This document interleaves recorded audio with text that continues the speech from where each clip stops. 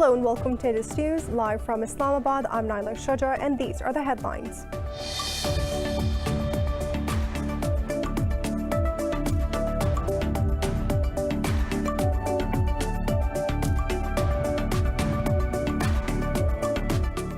In Afghanistan, at least 7 people have been killed in 2 separate bomb blasts that targeted vans carrying civilians in Kabul. Meanwhile, the Taliban killed 20 Afghan soldiers during clashes in central Ghor province. The group also claimed to have seized 2 districts in Baghis and Balkh.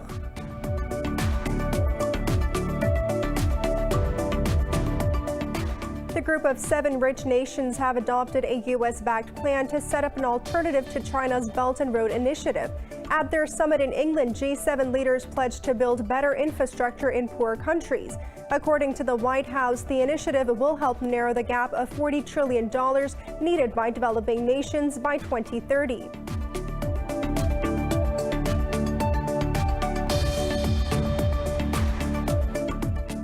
Saudi Arabia has barred foreign visitors from performing this year's Hajj due to the COVID-19 pandemic. Saudi officials say the annual pilgrimage that begins mid-July will be limited to no more than 60,000 people. Meanwhile, global infections have surpassed 175 million, with over 3.7 million deaths, including 21,633 in Pakistan.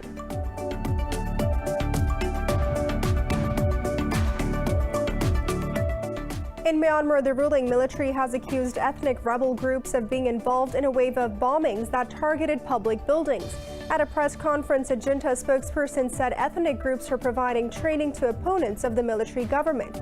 This comes as the army struggles to impose authority following the coup in February.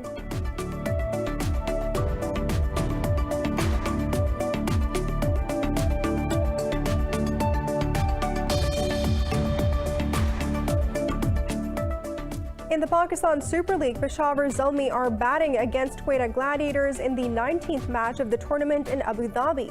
Zalmi are 4th on the points table while the Gladiators sit on the bottom.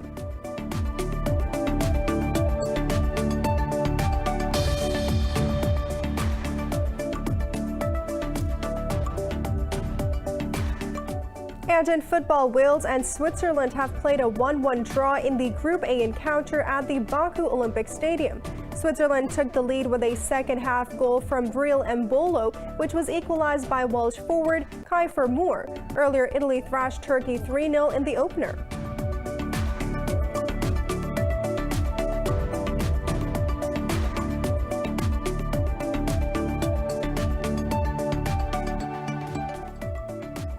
For more news and details, stay tuned. We'll be right back after a short break.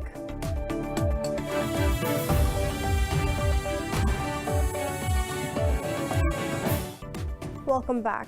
In Afghanistan, at least 7 people have been killed and 10 others wounded in 2 separate bomb blasts that targeted vans in Kabul.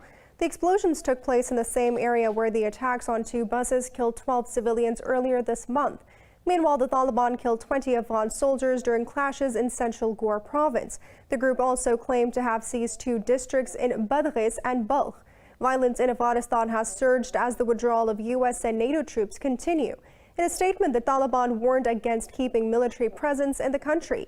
NATO leaders are expected to discuss the possibility of keeping troops in Afghanistan on Monday.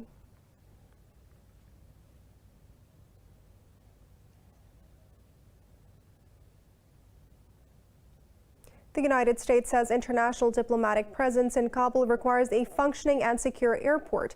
The State Department statement comes after the Taliban rejected a Turkish proposal to guard and run Kabul's airport. A State Department spokesperson said a safe airport will benefit Afghan travelers and the economy. Meanwhile, American senators have introduced legislation to improve the Afghan special immigrant visa. The moves aim to ensure that Afghan interpreters and others who help the United States are protected after the pullout. The bill will expand the number of authorized visas by 20,000 and revise eligibility requirements. Saudi Arabia has barred foreign visitors from performing Hajj this year due to COVID-19 pandemic. Saudi officials say the annual pilgrimage that begins mid-July will be limited to no more than 60,000 people. According to the Hajj and Umrah ministry, those taking part must be vaccinated as well. This will be the 2nd year in a row that the kingdom hosts a downscaled Hajj. Before the pandemic enforced social distancing globally, some 2.5 million pilgrims used to visit Mecca and Medina. Pakistan's Foreign Minister Shah Mahmood Qureshi has reaffirmed his country's support for sovereignty and territorial integrity of Saudi Arabia. He was speaking to his Saudi counterpart Faisal bin Farhan Al Saud over the phone. The two discussed bilateral cooperation and other regional and global issues of mutual interest. The Saudi foreign minister briefed Qureshi about the kingdom's policy to organize this year's Hajj. Qureshi expressed full confidence in measures taken by Saudi Arabia in this regard. The two foreign ministers also agreed to work together in order to implement mutual agreements. In Myanmar, the ruling military has accused ethnic rebels of being involved in a wave of bombings that targeted public buildings. At a press conference, a junta spokesperson said ethnic groups are providing training to opponents of the military's government. This comes as the army struggles to impose authority following the coup in February. Nearly 850 people have been killed in the military crackdown since then. Earlier, the UN expressed concerns over the worsening violence in Myanmar. It also called for a stronger diplomatic effort by ASEAN to help resolve the crisis.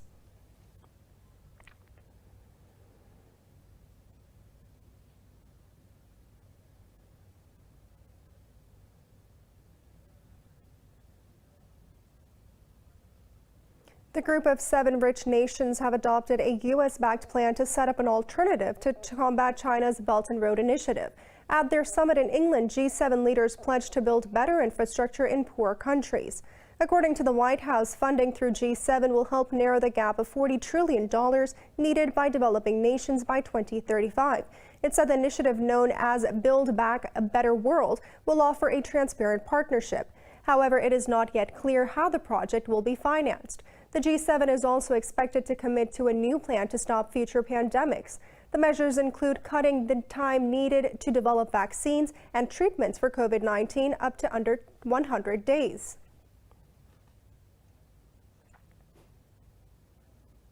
Russia's President Vladimir Putin says Washington's relations with Moscow have deteriorated to the lowest in years. In an interview, Putin praised Donald Trump as an extraordinary and talented individual and called President Joe Biden radically different. Putin said that he expects Biden to be less impulsive than Trump in his decisions. Putin also said he was not worried about Biden's words about him when asked about the U.S. president's killer comment. The Russian president said Biden's comment was a part of macho behavior common in Hollywood and in U.S. politics, but uncommon in Russia. Putin's comments come ahead of his meeting with Biden on the 16th of June in Geneva.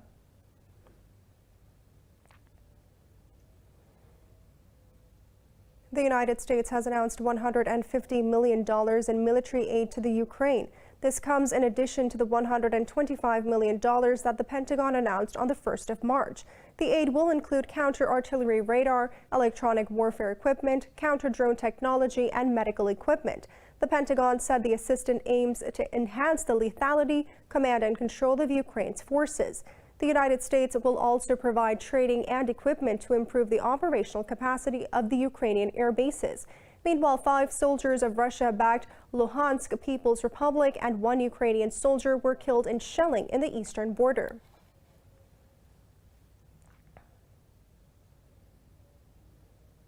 In Vienna, the talks between Iran and the world powers on the revival of the 2015 nuclear deal are set to resume today. In a statement, Iran's top nuclear negotiator Abbas Araghchi said the participants are expected to continue consultations to ensure full and effective implementation of the deal. Meanwhile, Iran's foreign ministry spokesperson said U.S.'s removal of sanctions on 3 former Iranian officials was not a sign of goodwill. Saeed Khatibzadeh said selective U.S. delisting is not related to the nuclear accord talks, especially when coupled with renewed sanctions. He called on Washington to effectively and verifiably remove sanctions, reiterating one of Iran's main demands in the Vienna talks. Iran has regained voting rights in the UN General Assembly after Washington enabled Tehran to use its frozen funds from South Korean banks. Iran, within a few other nations, lost its voting rights at the Assembly over the non-payment of some $65 million due to the UN operating budget. UN spokesperson Farhan Haq said Tehran has now paid the minimum amount of some $16 million needed to regain its vote. Meanwhile, Iran's new ambassador Majid Takhtravanchi said that illegal U.S. sanctions prevented Iran from paying the dues.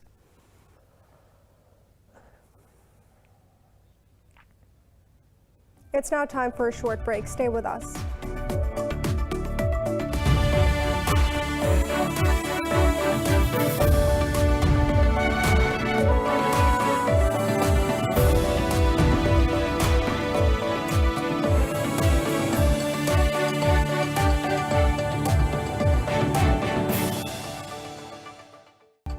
Welcome back. In India, the daily death toll from COVID-19 has crossed 4,000 once again, with more than 84,000 infections overnight. Globally, the number of coronavirus cases has surpassed 175 million, with over 3.7 million deaths. More in this report. U.S. officials have warned that dangerous COVID-19 variants could remove gains against the pandemic. This comes as the U.S. Food and Drug Agency said Johnson & Johnson must throw away millions of its vaccine doses manufactured at a problem-plagued factory, while Brazilian health authorities are mulling an extension in the expiry date of a batch of 3 million the Johnson & Johnson jabs. In Venezuela, mismanagement at vaccination centers has upset citizens, forced to wait for hours in long queues.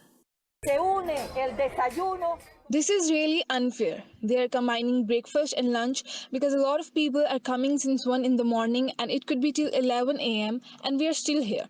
We don't even know if they are going to give us the vaccine. With the lack of the food each day, we don't know if we'll just faint. There's also no assurance that all the people here are even going to get vaccinated. Over in Europe, Russia reported the highest number of daily coronavirus infections since late February, while new data shows that coronavirus cases in England are rising at their fastest rate since the winter wave. This comes as a U.S. agency raised significant concerns about rapid COVID-19 tests on which the UK based its multi-billion-dollar mass testing program. In a scathing review, the agency suggested that the tests should be thrown in the bin. Meanwhile, Europe's drug regulator has identified another very rare blood condition as a potential side effect of AstraZeneca's vaccine. The agency said it is looking into cases of heart inflammation after inoculation with all coronavirus shots. Pakistan has recorded 57 new deaths from COVID-19 in the past 24 hours. The health ministry says the tally of fatalities has surged to 21,633. The ministry has recorded nearly 1,200 new infections overnight.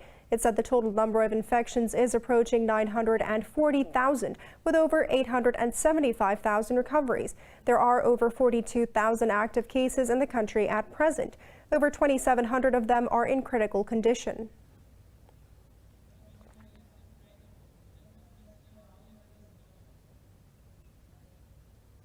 Pakistan's Prime Minister Imran Khan has called on the world leaders to crack down on online hate and Islamophobia.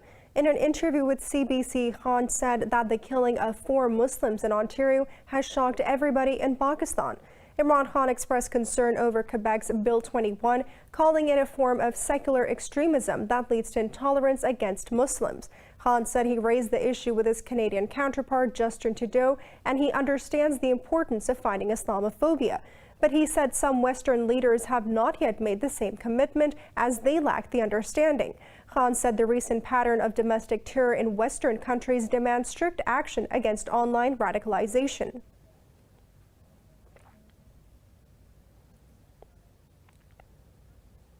Jordanian Army Chief has lauded the professionalism and sacrifices of Pakistan's army in the fight against terrorism.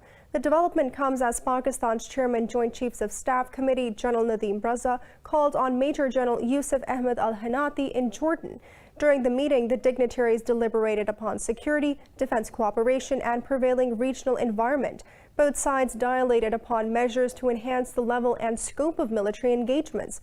General Nadeem Raza awarded Jordan's highest military award, the Order of Military Merit of First Grade, on behalf of Jordan's president.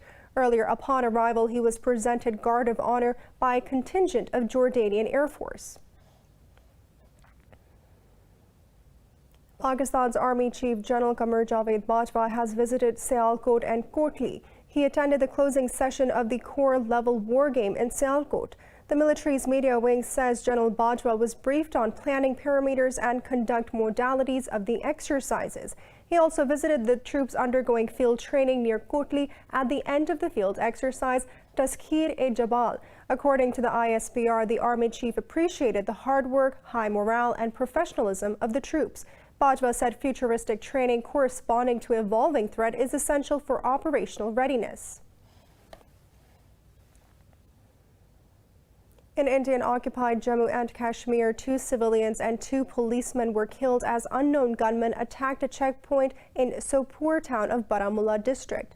According to the local media, at least 7 persons were injured in the attack, including 4 policemen. Officials said the injured have been shifted to a local hospital. Reportedly, the unknown attackers opened fire on a joint patrol of forces in Arampura area in the town.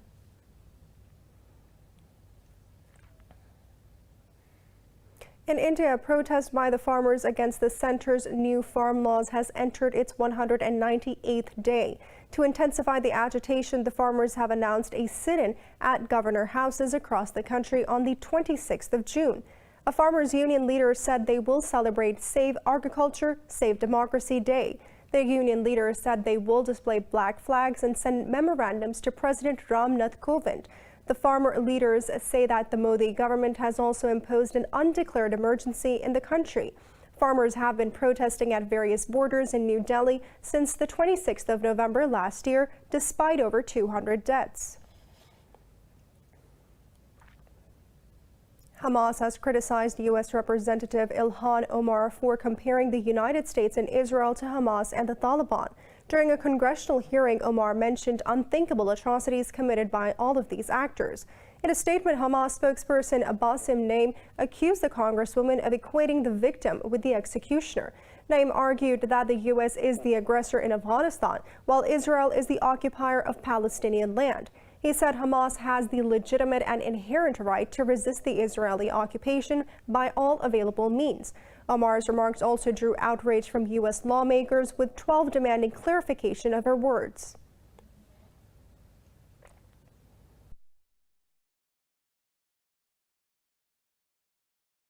Egypt's President Abdel Fattah al-Sisi has appreciated ties with Saudi Arabia. In a tweet, al-Sisi said he discussed the ways to boost bilateral ties with Saudi Crown Prince Mohammed bin Salman. Both leaders met in Egypt's Sharm el-Sheikh resort city. Al-Sisi said they share a vision on regional and international issues of common concern.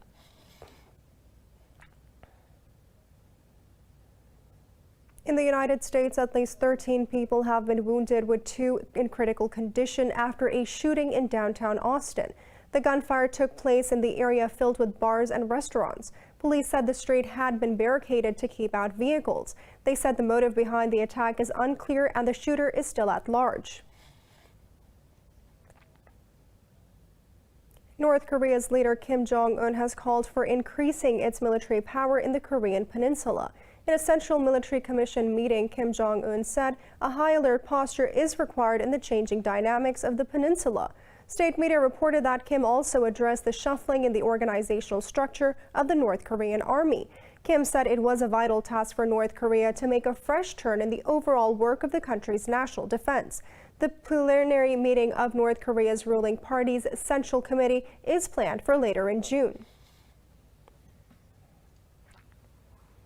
The United Nations General Assembly has elected Albania, Brazil, Gabon, Ghana, and the UAE to the Security Council. The 2-year term begins on the 1st of January 2022. All 5 countries ran unopposed for a spot on the 10-member non-permanent part of the council. They will replace Estonia, Niger, St. Vincent and the Grenadines, Tunisia, and Vietnam. To ensure geographical representation, seats are allocated to regional groups. But even if candidates are running unopposed in their group, they still need to win 2/3 of the votes.